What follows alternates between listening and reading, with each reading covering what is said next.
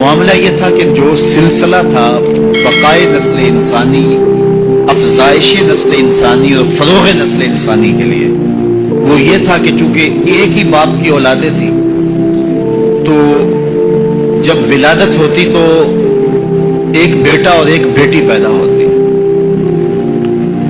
تو یہ بیٹا اور بیٹی جو ایک دفعہ پیدا ہوئے ہیں ان کا آپس میں نکاح نہیں ہو سکتا تھا، تو اس کے بعد جو دوسرے بیٹے اور بیٹی پیدا ہوتے تو ان کا مخالف سمت نکاح ہوتا، تو قابیل کے ساتھ پیدا ہونے والی جو لڑکی تھی قابیل اس کے ساتھ نکاح کرنا چاہتا تھا، تو حضرت آدم علیہ السلام نے فرمایا ایسا نہیں ہوگا، لیکن چلو تم قربانی پیش کرو، جس کی قربانی قبول ہو گئی اس کا اس سے نکاح کر دیں گے۔ اس وقت جو شخص قربانی پیش کرتا تھا تو وہ جانور ذبح کرے یا گندم یا جو بھی، تو وہ باہر جنگل میں پہاڑوں پہ مختلف جگہوں پہ رکھ دیتے، پھر آسمان سے بجلی اترتی اور جس کی قربانی قبول ہوتی وہ بجلی اس کو اچک لیتی، اس کو جلا دیتی، اس کو کھا لیتی، اور جس کی قربانی قبول نہ ہوتی وہ یوں ہی پڑی رہتی۔ تو یہ طریقہ تھا قربانی کے قبول ہونے کا۔ اس امت کے لیے اللہ تعالیٰ نے اس عمل کو اور اس عمل کو پوشیدہ رکھا کہ قربانی قبول ہوئی ہے یا نہیں ہوئی۔ جس کی قبول ہوئی ہے تو وہ بھی ڈرتا ہے پتہ نہیں قبول ہوئی ہے یا کہ نہیں، اور جس کی نہیں قبول ہوئی وہ بھی لوگوں کے سامنے رسوا نہیں ہوتا، وہ اس کے نامہ اعمال میں درج کر دیا جاتا ہے لیکن وہ رسوا نہیں ہوتا۔ اور دوسری بات کہ ہم خود ذبح کر کے خود کھا لیتے ہیں، یہ عجیب ماجرا ہے کہ بروز عید قرباں وہی ذبح بھی کرے ہے وہی لے ثواب الٹا۔ خود ذبح کر کے خود کھایا، اس کی کھال بھی اپنے مصرف میں لے کر آئے اور ثواب بھی خود کمایا۔ یہ اللہ نے اس امت پر احسان کیا ہے۔ تو حابیل کی قربانی قبول کر لی گئی، قابیل کی قربانی قبول نہیں ہوئی، تو اس کو اپنے بھائی پہ غصہ آیا اور اس کو قتل کر ڈالا۔ اب جب قتل کر لیا، اور یہ تھا بھی پہلا قتل، اور انسان کو نہیں پتا تھا کہ اب اس کا کیا کیا جائے، تو وہ اپنے بھائی کی لاش اپنے کندھوں پہ اٹھا کے گھومتا رہا، اب اس کا کروں کیا؟ پھر اللہ نے 2 کوے بھیجے، قرآن مجید میں وہ واقعہ موجود ہے۔ تو دونوں کوے لڑے، ایک نے دوسرے کو مار دیا، پھر زمین کو اپنے پاؤں سے کریدا اور کوے کو اس کے اندر رکھ کے اوپر مٹی ڈالی، تو قابیل نے ایسے سر پہ ہاتھ مارا، کہا کہ یہ کوا جو ہے یہ تو میرے سمجھدار نکلا اور میں نہ جان سکا اور یہ جانتا ہے، تو پھر اپنے بھائی کی لاش کو دفن کیا۔ اب سب سے پہلا قتل اور سب سے پہلی موت جو روئے زمین پہ ہوئی وہ حابیل کی تھی۔ اب قیامت تک جتنے لوگ بھی قتل ہوں گے، جس طرح قاتل کو اس کی سزا اور اس کا گناہ پہنچے گا، یہ سارا گناہ قابیل کے نامہ اعمال میں بھی درج ہوتا رہے گا، اس لیے کہ اس جرم کا آغاز اس نے کیا۔ آپ سے اگر ہو سکے تو کسی اچھے کام کا آغاز کرنا، کبھی بھی کسی برے فعل کا ذریعہ نہ بننا۔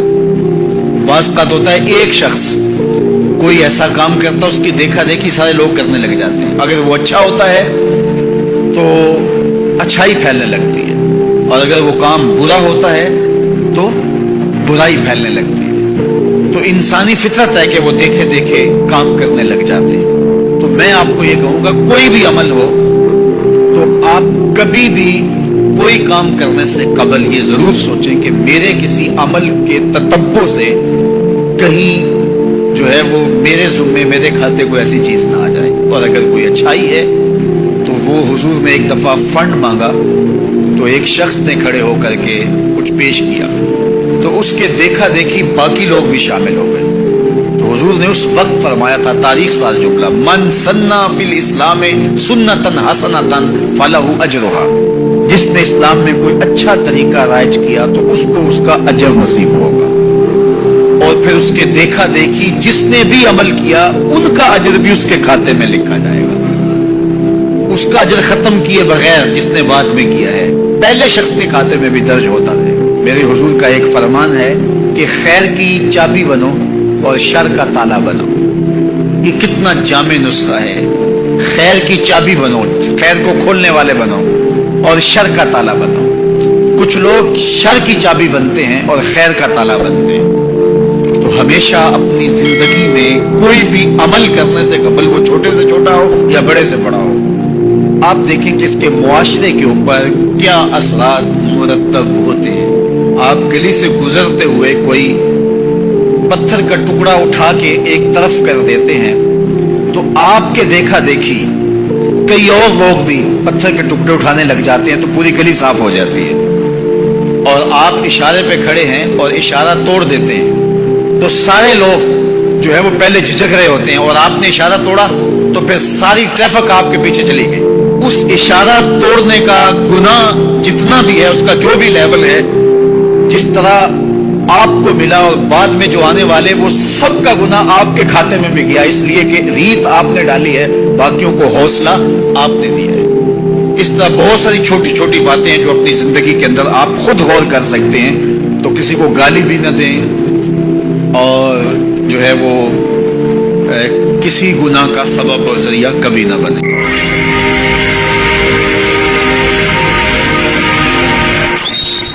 جب ابن آدم کا انتقال ہوتا ہے تو لوگ یہ کہتے ہیں اس نے پیچھے کیا چھوڑا, لیکن فرشتے کہتے ہیں اس نے آگے کیا بھیجا.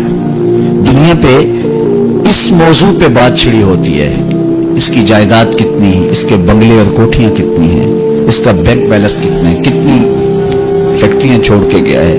اخبار میں بھی آتا ہے کہ فلاں صاحب فوت ہو گئے اور اپنے ترکے میں یہ چھوڑ گئے, اپنی اولاد میں یہ چھوڑ گئے. تو یہاں یہ عنوان چڑھا ہوتا ہے کہ اس نے پیچھے کیا چھوڑا, لیکن فرشتوں کی مجلس کے اندر یہ عنوان چڑھا ہوتا ہے اس نے آگے کیا بھیجا. تو ہم نے یہ دیکھنا ہے کہ اس مختصر سی زندگی میں ہم نے آگے کیا بھیجا ہے. فرمایا ابن آدم کہتا ہے مالی مالی, میرا مال میرا مال. اس کا مال وہی ہے جو اس نے کھایا اور ضائع کر دیا, پہنا اور پرانا کر دیا, یا اس نے آگے بھیج دیا. یہ 3 مال اس کے ہیں, باقی اس کا نہیں ہے, باقی اس کے وارثوں کا ہے, اور وہ آنکھ بند ہوتے ہی ترکہ ہو جاتا ہے. اور یہ جو بہت بڑا نام تھا, بہت بڑی شناخت تھی, بہت بڑے عہدے اور منصب کا مالک تھا, یہ روح نکلتے ہی میت بن گیا. اب ہر کوئی یہ کہہ رہا ہے کہ میت کو اتنے بجے دفن کریں گے, میت کو غسل دیا جا رہا ہے, ڈیڈ باڈی ہاسپٹل میں پڑی ہے, ڈیڈ باڈی وہاں سے چل پڑی ہے. تو یہ عنوان چھڑے ہوتے ہیں. تو اب کوئی نہیں کہتا کہ فلاں منصب دار اس کو غسل دیا جا رہا ہے, کوئی یہ نہیں کہہ رہا کہ فلاں عہدے دار کو جو ہے وہ منتقل کیا جا رہا ہے. تو سب سے پہلے اس کی شناخت چھین لی جاتی ہے, اس کا نام چھین لیا جاتا ہے. اب وہ میت بن گیا, اب وہ ڈیڈ باڈی بن گئی, اور اب رشتے ناتے وہ سلسلے کہاں گئے, وہ جائیدادیں, وہ سب کچھ, وہ منصب سارے یہی رہ گئے. یہ تنے خاکی لے کے قبر میں اترنا ہے, اور چند گز کفن لے کے قبر میں اترنا ہے, اور وہ اعمال جو ہم پہلے آگے بھیج چکے ہیں وہ وہاں جا کے ہمیں وصول ہوں گے. اور اگر ہم اس جہان کے لیے یہاں پہلے کچھ نہیں بھیجا تو یہاں سے تو کچھ ساتھ نہیں لے کے جائیں گے. واحد لباس کفن ہے جس کو جیب نہیں ہوتی. اگر کوئی کسی کے کفن میں جیب لگا کے اس میں درہم دینار اور ڈالر ڈال بھی دے تو پھر بھی وہ سکہ وہاں نہیں چلے گا. اس کی قبر کے اندر بہت سارے درہم و دینار سونے اور چاندی کے ڈھیر بھی کو ساتھ دفن کر دیں تو پھر بھی یہ سکہ قبر میں نہیں چلے گا. وہاں اعمال کا سکہ چلتا ہے, وہاں صالحیت کا سکہ چلتا ہے. تو یہ ہم یہاں سے جو آگے بھیج چکے ہوتے ہیں وہ ہمیں وہاں جا کے وصول کرنا ہوتا ہے. تو میں اور آپ دیکھیں کہ ہم نے آگے کیا بھیجا ہے. مجھے پتا ہے میں آگے کیا بھیج چکا ہوں, اور یہ آپ کو بھی پتا ہے کہ ہم آگے کیا بھیج چکے ہیں. تو میرے رب کی یہ کرم نوازی ہے کہ حضرت انسان کو تنبیہ کر کے اس کو بتا رہا ہے تاکہ وہ غفلت کے دائرے سے باہر نکلے اور اپنی زندگی کا جائزہ لے. تو فرمایا وَلْتَنْظُرْ نَفْسٌ مَا قَدَّمَتْ لِغَدٍ, ہر جان یہ دیکھے حسن آنے والے کل کے لیے آگے کیا بھیجا ہے۔ بعض کا ہوتا ہے کہ ہماری عبادتوں کا سرور باطن حظ نفس میں تبدیل ہو جاتا ہے۔ ہم سمجھ رہے ہوتے ہیں کہ یہ سرور آ رہا ہے، یہ سرور باطن نہیں ہوتا، یہ حظ نفس ہوتا ہے۔ آپ کوئی نیک کام کر رہے ہیں اور پھر اس کی نمائش بھی آپ ساتھ کر رہے ہیں، تو اس سے آپ کے نفس کو ایک سرور ملے گا، نفس خوش ہوگا، وہ ایک پھل جھڑی کی طرح ہوتا ہے۔ ایسے آپ کو ایک نشہ آیا اور وہ آپ نے سمجھا شاید یہ میرے باطن کا سرور ہے۔ باطن کا سرور تو ایک بہت بڑی دولت ہے، وہ پھل جھڑی کی طرح نہیں ہوتا، وہ اندر تمانیت کو اتار دیتا ہے اور نفس کو نفس مطمئنہ بنا دیتا ہے۔ تو یہ جو لوگوں کی مدد کر رہے ہیں اور تھیلا ان کو آٹے کا دے کر کے 10 اخباروں میں تصویریں چھپوا رہے ہیں اور پھر اس کو دوستوں کے اندر شیئر کر رہے ہیں اور وہ ماشاءاللہ ماشاءاللہ لکھ رہے ہیں، تو وہ حظ نفس ہے، وہ حظ نفس ہے، وہ حظ روح نہیں ہے، وہ قرار باطن نہیں ہے، وہ تسکین قلب نہیں ہے۔ تو عبادات کا ایک سرور ہے، ایک لطف ہے، حلاوت ہے، ایک مٹھاس ہے جو اہل ایمان کو حیات طیبہ کی صورت میں نصیب ہوتی ہے۔ تو جب عبادت کا روحانی لطف آنا شروع ہو جائے، جب ان کا سرور باطن نصیب ہونا شروع ہو جائے، تو پھر سمجھ لینا کہ اللہ ہماری عبادتوں کو قبول کر رہا ہے اور ایک مطمئن اور پاکیزہ زندگی ہے۔ اللہ اکبر۔ ارشاد فرمایا وَمَن يَتَّقِ اللَّهَ يَجْعَل لَّهُ مَخْرَجًا، جو اللہ تعالیٰ سے ڈرنا سیکھ جاتا ہے، اللہ تعالیٰ کے احکام کو بجا لانے کی کوشش میں لگ جاتا ہے، يَجْعَل لَّهُ مَخْرَجًا، اللہ اس کو مشکلوں سے، مصائب سے، آلام سے، تکلیفوں سے نکلنے کے راستے نصیب کر دیتا ہے۔ زندگی مشکلات کا نام ہے، زندگی کوئی آسان نہیں۔ وہ کسی نے کہا تھا زندگی ہے یا کوئی طوفان ہے، ہم تو اس جینے کے ہاتھوں مر چلے۔ تو زندگی ایک مشکل مرحلہ ہے، لیکن جب بھی مشکل آتی ہے اللہ کوئی راستہ عطا کر دیتا ہے اور آپ کو آسانی سے اس مشکل سے نکال دیتا ہے۔ وہ مشکل آپ کے لیے ذلت کا ذریعہ نہیں بنتی، بلکہ اس مشکل کی کوکھ سے ایک راستہ نکلتا ہے اور جو ہے وہ روشنی پھوٹتی ہے۔ تو یہ ہے اللہ کی طرف سے تمہارے لیے ایک مخرج، اللہ تمہارے لیے ایک راستہ نکالتا ہے۔ تو یہ اس کا مقصوم ہے جو اللہ سے ڈرنے والا ہوتا ہے۔ وَيَرْزُقْهُ مِنْ حَيْثُ لَا يَحْتَسِبُ، اور اللہ اسے وہاں سے رزق دیتا ہے جہاں سے اسے گمان بھی نہیں ہوتا، اس کے لیے غیبی دروازے رزق کے کھول دیتا ہے، اس کی ضروریات اللہ اپنے کرم سے پوری کرتا ہے۔ اللہ سے ڈرنا سیکھ جاؤ، مشکلات آسان ہو جائیں گی، تکلیفیں آسان ہو جائیں گی، مشکلات سے نکلنے کے راستے کھلنا شروع ہو جائیں گے، آلام و مصائب کے پہاڑ راستے سے ہٹنا شروع ہو جائیں گے۔ یہ اللہ تعالیٰ جل شانہ کا یہ ایک نظم ہے۔ وہ 3 اشخاص کی کہانی تو آپ جانتے ہیں جو غار میں پھنس گئے تھے، پھر انہوں نے اپنے صالح اعمال کا وسیلہ اللہ کی بارگاہ میں پیش کیا اور پتھر سے رکھنا شروع کیا۔ اللہ فرماتا ہے کہ میں راستے نکال دیتا ہوں اور وہاں سے رزق دیتا ہوں جہاں سے اسے گمان بھی نہیں ہوتا۔ وَمَن يَتَوَكَّلْ عَلَى اللَّهِ فَهُوَ حَسْبُهُ، اور جو اللہ پر بھروسہ کر لیتا ہے اللہ اس کے لیے کافی ہو جاتا ہے۔ یہ ان لوگوں کا مقصوم ہے، ان لوگوں کی کہانیاں ہیں جو اپنی زندگی کو اللہ کے راستے پہ ڈال دیتے ہیں، اور وہ لوگ جو اپنی خواہشات کے بندے ہوتے ہیں اللہ ان کی زندگیوں کو تلخیوں میں مبتلا کر دیتا ہے۔ دولت کے باوس وہ اذیتوں میں زندگی بسر کرتے ہیں۔ ارشاد فرمایا وَمَنْ أَعْرَضَ عَنْ ذِكْرِي، جو میرے ذکر سے اعراض کرے، میری یاد سے منہ پھیر لے، میرے بتائے ہوئے احکام پر عمل کرنے کی بجائے ان سے روگردانی کرنے کا مزاج پیدا کر لے، فَإِنَّ لَهُ مَعِيشَةً ضَنْكًا، ہم اس کی معیشت تنگ کر دیتے ہیں۔ جب آپ کے لیے مشکلیں پیدا ہوں، مسائب پیدا ہوں، تو اس وقت ہم دیکھیں کہ ہم سے اللہ کی کوئی نافرمانی تو نہیں ہوگی۔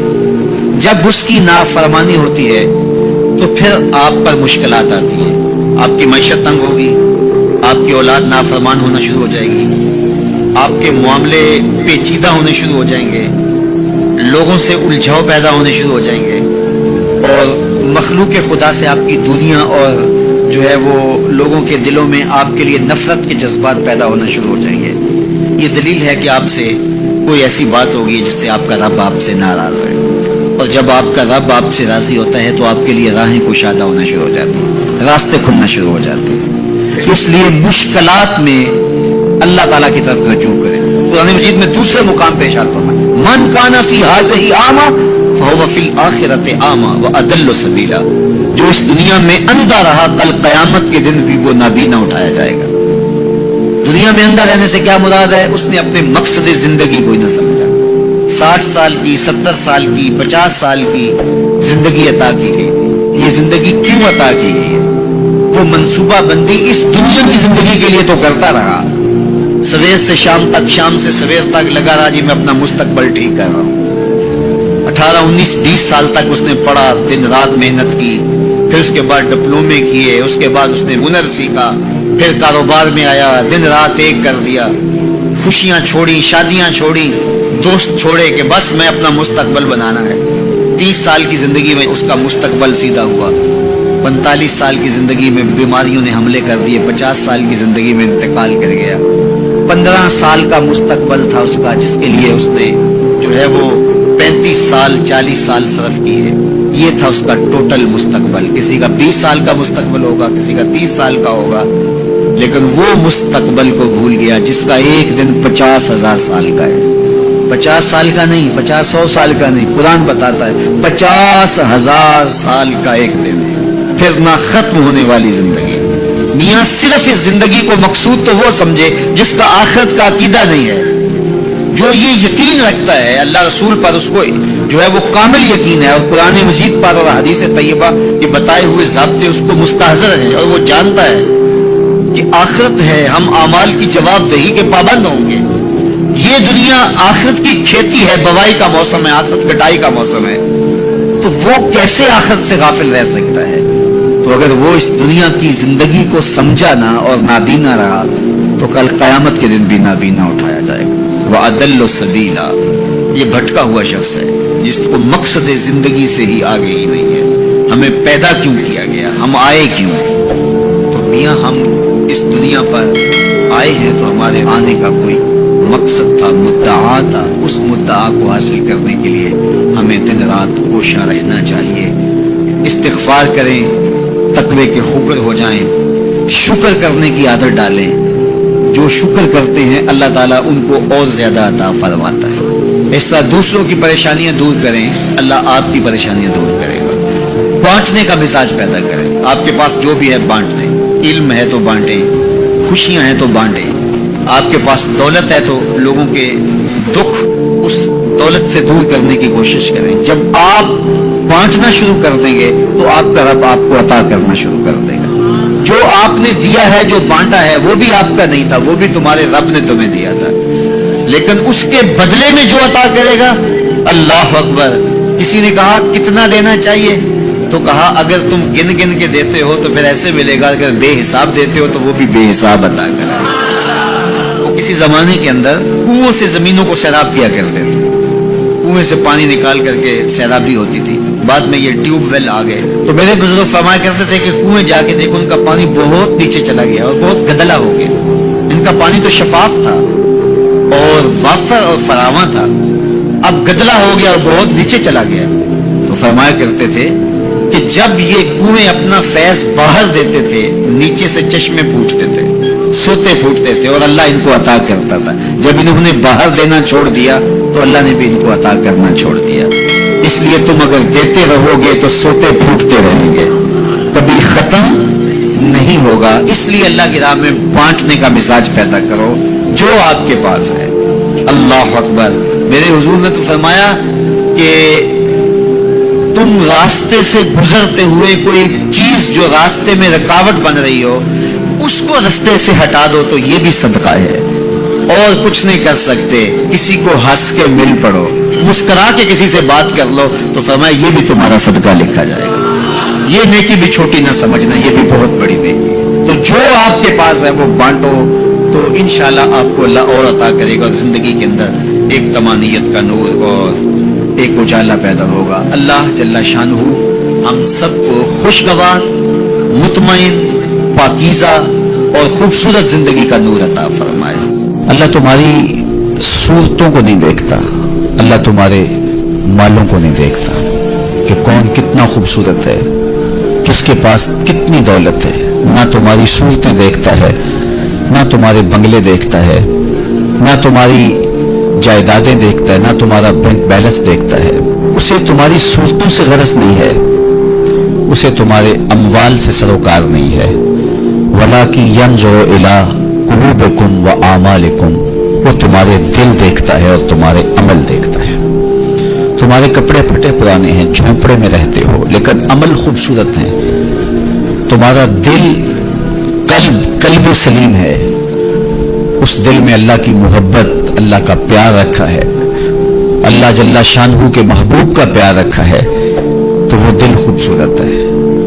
तो तुम्हारे लिबास फटे पुराने क्यों ना हो, तुम्हारे रहने की जगह इंतहाई ना आसूदा क्यों ना हो, लेकिन तुम्हारा दिल अच्छा है, तुम्हारे अमल अच्छे हैं, तो तुम्हारे रब को ये पसंद है।